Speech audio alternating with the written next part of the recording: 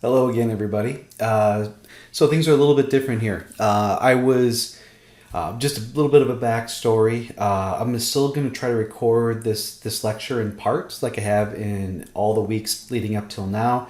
But the college had forced me to update all of my classes all at once, and gave me very little time or access. So for the rest of the semester, I'm going to be hosting my lecture videos by recording them here at home or through guest speakers, and then I will have to update these at some point. But I just appreciate your patience with me as we try this out.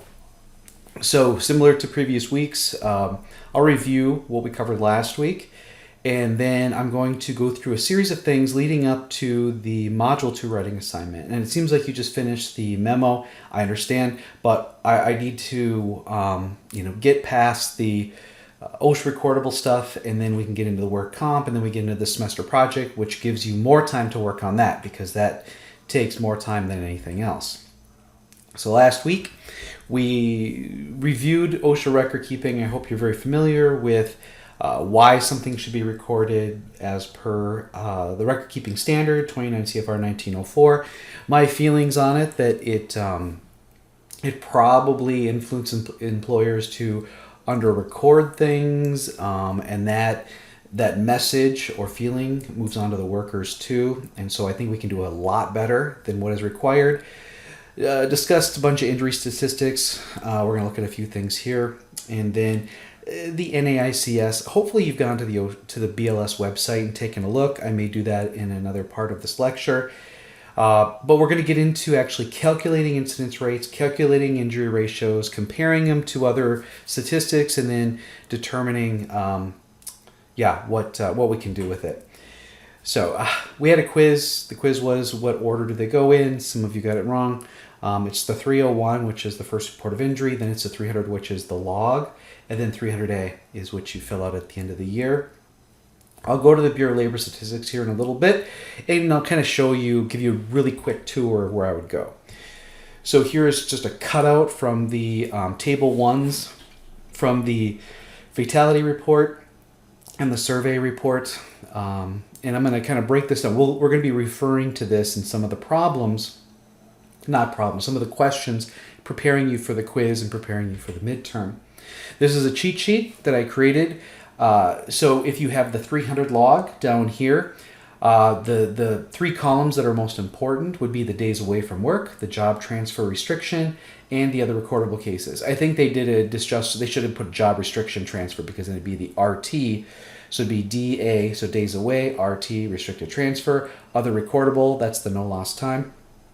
We use the information, the data from these three columns to calculate the total case incidence rate, because the total case incidence rate is HIJ. So here's H, here's I, here's J.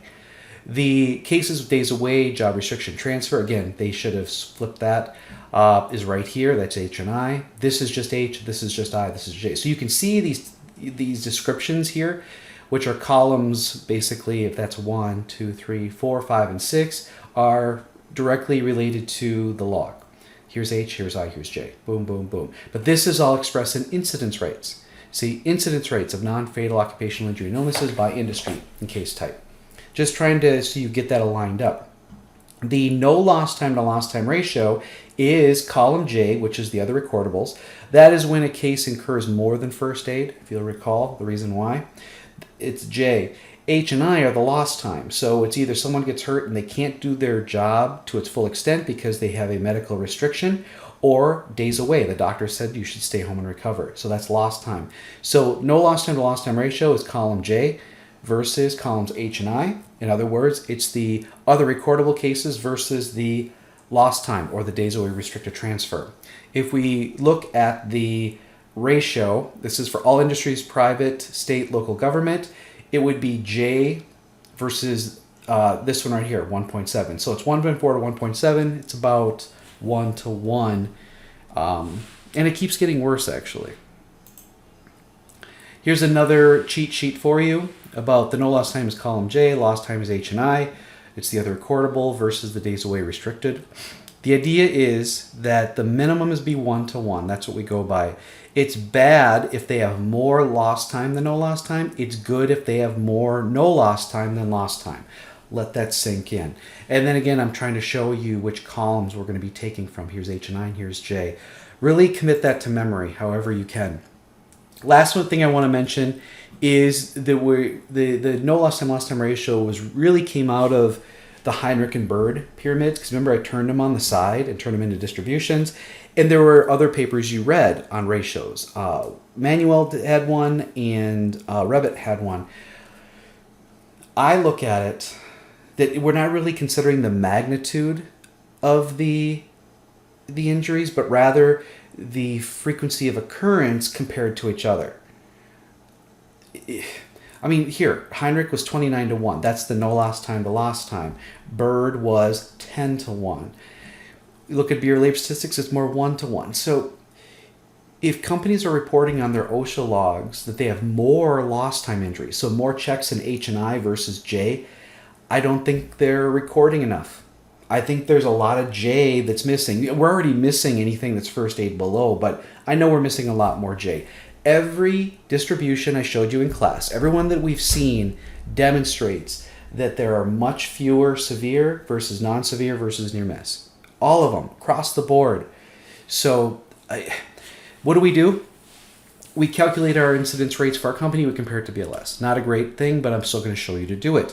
We look at the no lost time ratio to find out how honest are their numbers. Can we trust the total case? Because if they're at a 1-to-1 or worse, a 1 to greater than 1, we really can't trust the total case incidence rate. It's garbage in, garbage out. So we only really have the DART. So the DART incidence rate is the better comparison between the two, yet it still has its own issues. And if we do find that they're 1-to-1 or 1 to more than 1, we actually suspect that they are actually under recording. We suspect. We don't accuse. We suspect, and then we should look into it further. So that's all I have for this first video. And the next one, we're actually going to get into some of the calculations.